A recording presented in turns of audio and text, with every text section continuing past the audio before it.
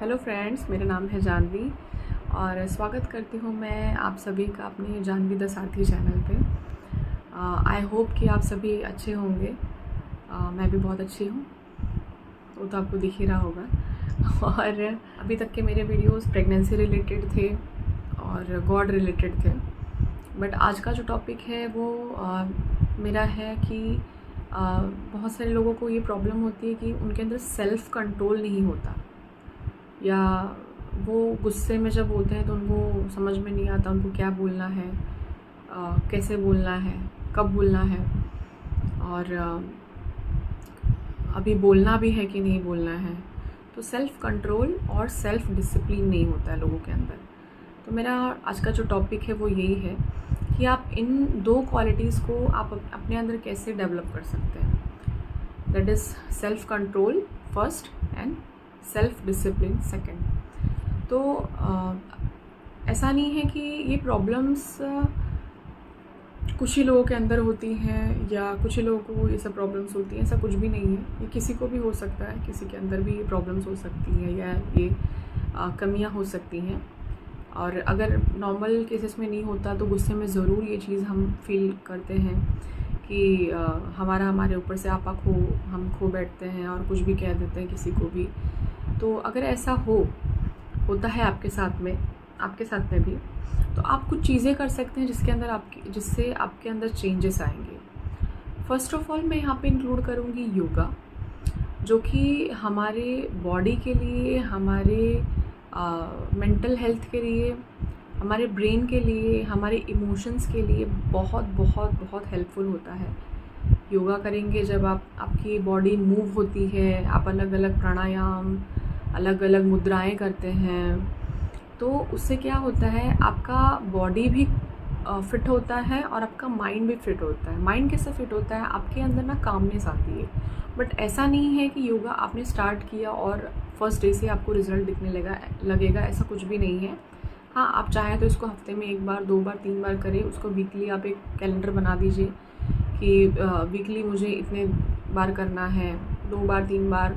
अगर किसी को डेली टाइम नहीं होता है तो वो एटलीस्ट ये फिक्स कर लेता है कि सैटरडे संडे तो करना ही है, या फिर मुझे हफ्ते में 2 बार करना है या 3 बार करना है। आप चाहे जब मैं करूँ, मंडे कर लिया, वेडनेसडे कर लिया और सैटरडे कर लिया, 3 दिन कोई भी चूज़ कर लेते हैं। और या तो फिर आप ऐसा कर सकते हैं कि आप उसको डेली बेसिस पे करिए, और या फिर जैसे आपके चॉइसेस हों, जैसे आपके पास समय हो। अगर मॉर्निंग में नहीं हो सकता तो इवनिंग में कीजिए, बट इवनिंग में नहीं होता तो थोड़ा सोने के पहले कीजिए।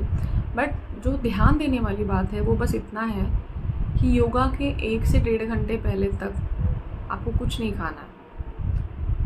पहले योगा करने के पहले आपका पेट खाली होना चाहिए। अगर पूरी तरह खाली होगा तो बहुत अच्छी बात है, जो कि सिर्फ सुबह हो पाएगा।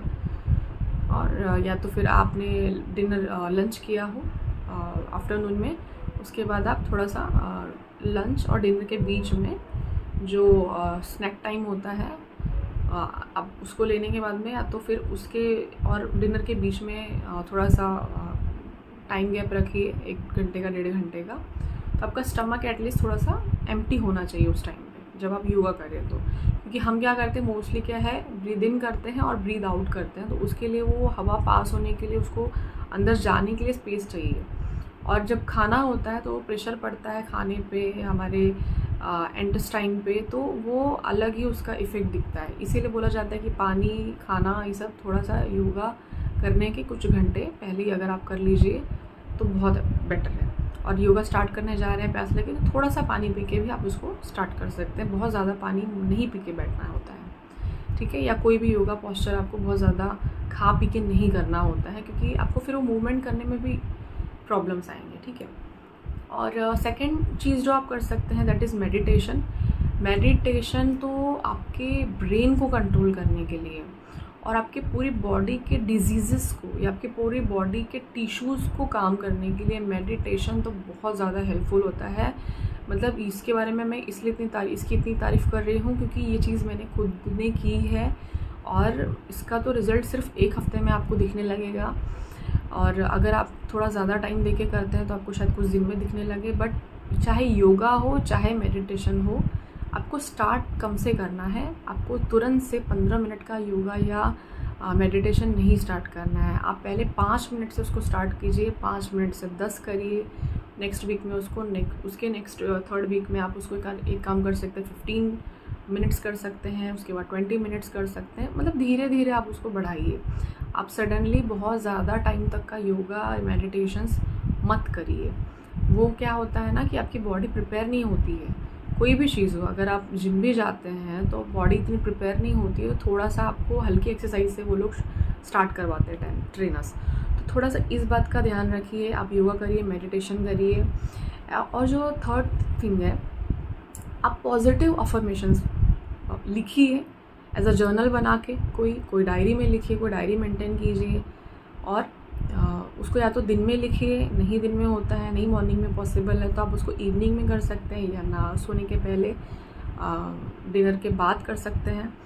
तो उसको थोड़ा सा पॉजिटिव अफर्मेशंस क्यों ज़रूरी होते हैं, क्योंकि अगर आपने ये बुक पढ़ी है that is power of subconscious mind, तो उसमें जो उसके राइटर हैं जोसेफ मर्फी, उन्होंने हमेशा ये बताया है कि जो पॉजिटिव अफर्मेशंस होती हैं उनका आपके लाइफ पे बहुत बहुत बहुत डीप अफेक्ट पड़ता है। अफेक्ट भी पड़ता है और इफ़ेक्ट भी पड़ता है। अफेक्ट मतलब होता है उसका गलत असर और इफ़ेक्ट मतलब होता है उसका पॉजिटिव असर। तो आप कोशिश कीजिए कि पॉजिटिव अफर्मेशंस लिखिए, नेगेटिव चीज़ें मत लिखिए, नेगेटिव चीज़ों को राइट डाउन मत करिए और उनके बारे में सोचिए भी मत। अगर इन द केस कुछ होता भी है ऐसा, तो आप उसको इस तरीके से करिए कि ठीक है, अगर मुझे आज बॉस ने अगर डांटा तो मैं कल से टाइम पे जाऊंगा, मैं लेट पूरी कोशिश करूंगा या करूँगी कि मुझे लेट ना हो। तो ये आपका आ गया क्या, पॉजिटिव अफर्मेशन में, कि मैं कल सुबह से जल्दी उठूँगा और मुझे ये काम करने हैं और मैं इसको इस तरीके से करूँगा, मैं लेट नहीं होऊंगा, मैं अच्छे से टिप टॉप वेल ड्रेस्ड होके जाऊँगा या जाऊँगी।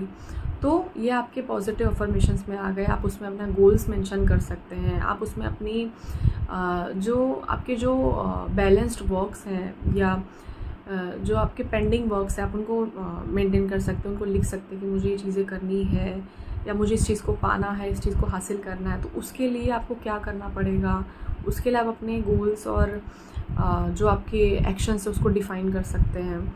और मीन्स पॉजिटिव अफर्मेशन आपको या तो आप मॉर्निंग में अगर सो के उठते हैं तब तुरंत आप करेंगे तो भी बहुत हेल्पफुल होता है, और या तो फिर आप सोने के पहले कीजिए, क्योंकि आपका तब सबकॉन्शियस माइंड जागने वाला होता है। जब आप सो के उठते हैं या तो तब बहुत ज़्यादा वो मतलब जगा हुआ होता है, एक्शन में होता है, और या तो फिर जब आप सोने जा रहे होते तब, तो फिर वो आपके लिए थोड़ा ज़्यादा हेल्पफुल होगा, ज़्यादा काम करेगा।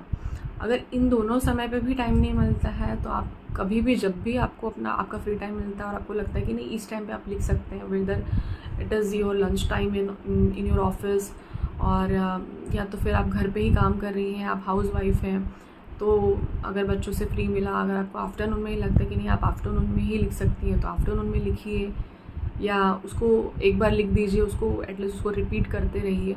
तो ये चीज़ भी आपके लिए बहुत ज़्यादा हेल्पफुल हो सकती है। And the fourth thing is prayer का इतना ज़्यादा इम्पोर्टेंस है आपका। अगर आप हिंदू हैं तो पूजा पाठ, अगर आप क्रिश्चियन हैं तो प्रेयर्स, अगर आप मुस्लिम हैं तो आपका जो नमाज होता है वो सब आप कर सकते हैं। तो उससे क्या होता है, जब आप किसी चीज़ में हेल्प अगर आप सुप्रीम पावर की मांगते हैं तो वो आपका ज़्यादा हेल्प कर सकती है बजाय किसी भी अदर थिंग्स के। तो वो आपकी नेगेटिविटी को भी कम करती है। आपके पास मंत्राज होंगे, आपके पास प्रेयर्स होंगी, आपके पास जो मुस्लिम्स का मुझे नहीं पता वो क्या कहते हैं उसको, जैसे संस्कृत में श्लोकास होते हैं, तो उन लाइंस को मीन्स आप रीड करिए। आपके जो भी आपका रिलीजन है उसके अकॉर्डिंग आप उसको चूज़ कर सकते हैं कि नहीं आप मुझे ये इस टाइम पे ये करना है, या ये लाइंस मुझे गो थ्रू करनी है, ये श्लोकास पढ़ने हैं, ये मंत्रास पढ़ने हैं, या ये प्रेयर्स पढ़नी है। तो आप उनको कंसीडर कीजिए, उनको पढ़िए और उसको गो थ्रू कीजिए ताकि वो आपके अंदर पॉजिटिव चेंजेस लेके आएँ। और जो फिफ्थ पॉइंट है उसमें मैं ये इंक्लूड करूँगी कि आप ना बहुत ज़्यादा फालतू के लोगों के चक्कर में, दोस्तों के चक्कर में, रिलेटिव्स के चक्कर में मत पड़िए। आप अपने गोल पे फोकस कीजिए। आपको क्या करना है, अगर आप कोई एग्ज़ाम प्रिपरेशन कर रहे हैं तो आप सिर्फ उस पर कॉन्सेंट्रेट कीजिए, और अगर आप सिंगिंग में हैं तो उस पर कॉन्सेंट्रेट कीजिए, अपनी आवाज़ पे फोकस कीजिए।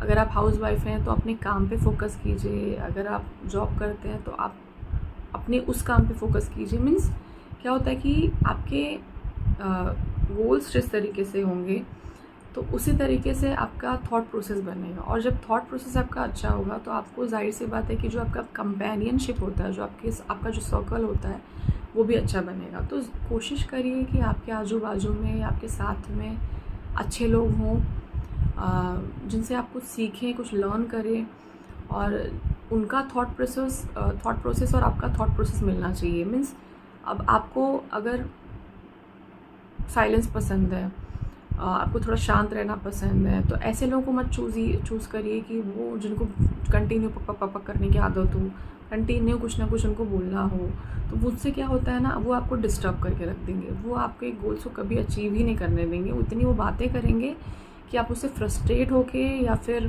वो आपका पूरा ध्यान ही भटका देंगे, आपका पूरा कॉन्सेंट्रेशन लेवल पूरा डाउन कर देंगे, जिससे आपका ध्यान अपने काम से भटक के उनके ऊपर चला जाएगा। तो ऐसे फ्रेंड्स मत बनाइए, अपने टाइप के फ्रेंड्स बनाइए, अपने जो आपका इंटरेस्ट और आपका जो वाइब्स है उसके अकॉर्डिंग अपने फ्रेंड्स चूज़ करिए। हर किसी को फ्रेंड्स मत बनाइए प्लीज़। ये गलती सबको मैं देखती हूँ आजकल करते हैं कि इंस्टा पे अलग कुछ तरीके के फ्रेंड्स है, एफबी पे कुछ अलग तरीके के फ्रेंड्स है, और व्हाट्सएप पे कुछ अलग तरीके के फ्रेंड्स है, स्कूल के फ्रेंड्स, कॉलेज के फ्रेंड्स। आप उनको कंसिडर करिए, भले वो एक या दो ही हों, बट एटलीस्ट वो वैसे ही हों जैसे आप हों। अगर आप पॉजिटिव माइंडेड हैं तो प्लीज़ पॉजिटिव माइंडेड लोगों को ही चूज़ करिए, नेगेटिव माइंडेड लोगों के साथ में मत रहिए, क्योंकि वो खुद तो नीचे जाएंगे ही और साथ में आपका भी लेवल डाउन कर देंगे। तो कभी भी पॉजिटिव लोगों के साथ में ही रहिए, जो जिनका लेवल धीरे धीरे ऊपर ही जाता हो, नीचे नहीं आता हो। इस चीज़ का पूरा ध्यान रखिए आप। तो फ्रेंड्स बहुत ज़्यादा इम्पोर्टेंट रोल प्ले करते हैं आपके लाइफ में। और दोस्तों मैं यहाँ पे एक बहुत प्यारा सा एक दोहा मैं इंक्लूड करना चाहूँगी, रहीम जी का है, जिसमें कि वो कहते हैं कि कदली सीप भुजंग मुख, स्वाति एक गुण तीन, जैसी संगत बैठिए तैसोई फल दी। जिसका मतलब क्या होता है मैं आपको बताती हूँ। रहीम जी कहते हैं कि स्वाति नक्षत्र की वर्षा की बूंद तो एक ही है, पर उसका गुण संगति के अनुसार बदलता है। यानी कि बारिश की बूंद तो एक ही होती है, बट वो जब अलग अलग जगहों पे पड़ती है तो उसका जो रिज़ल्ट निकलता है वो अलग अलग निकलता है। वो कैसे निकलता है, वो कहते हैं कदली में पड़ने से उस बूंद का कपूर बन जाता है। अगर वो कदली में पड़ती है बारिश की बूंदें तो वो कपूर बन जाती है, और अगर वही सीप में पड़ी तो मोती बन जाती है, और अगर वही सांप के मुख में पड़ी तो वो जहर बन जाती है। तो इंसान भी जैसी संगति में रहेगा उसका परिणाम भी वस्तु के अनुसार ही होगा। तो इसीलिए अपने पास में कोशिश कीजिए कि पॉजिटिव लोग रहें, ग्रोथ माइंडेड लोग रहें, जिनका लेवल, जिनके थॉट प्रोसेस ऊपर जाने वाले हों, डाउनफॉल होने वाले ना हो, क्योंकि आप जैसे लोगों के बीच में रहेंगे आपका थॉट प्रोसेस भी वैसा ही बनता जाएगा। अगर जैसे कि अगर कोई बच्चा है, फॉर एग्ज़ाम्पल अगर कोई बच्चा है और उसको कंटिन्यू ये पेरेंट्स कहते हैं कि तू बहुत बुरा लड़का है, तू पढ़ता नहीं है, तू नालायक है, तो पता है आपका उसका मेंटालिटी लिटरली वैसा बन जाएगा कि उसको यही फील हो कि सच में मैं नालायक हूँ, मैं सच में नहीं पढ़ता हूँ और मैं नहीं पढ़ूँगा और मैं गंदा लड़का हूँ। तो वो उसके काम, उसके एक्शंस भी फिर उसके अकॉर्डिंग ही होने वाले हैं कि मैं तो गंदा हूँ, मैं नालायक हूँ, तो मेरे फिर एक्शंस भी ऐसे ही होंगे ना। फिर मैं अच्छा लड़का बन सकता हूँ, मैं नहीं बन सकता। तो आप इस चीज़ का पूरा ध्यान रखिए कि आपका फ्रेंड सर्कल अच्छा हो, ग्रोथ माइंडेड हो और पॉजिटिव थॉट वाले हों। So thank you so much दोस्तों, बहुत बहुत थैंक यू। और प्लीज़ मेरे वीडियोस को लाइक करिए, शेयर करिए, कमेंट कीजिए, और प्लीज़ मेरे चैनल को सब्सक्राइब कीजिए। Have a nice day, bye bye.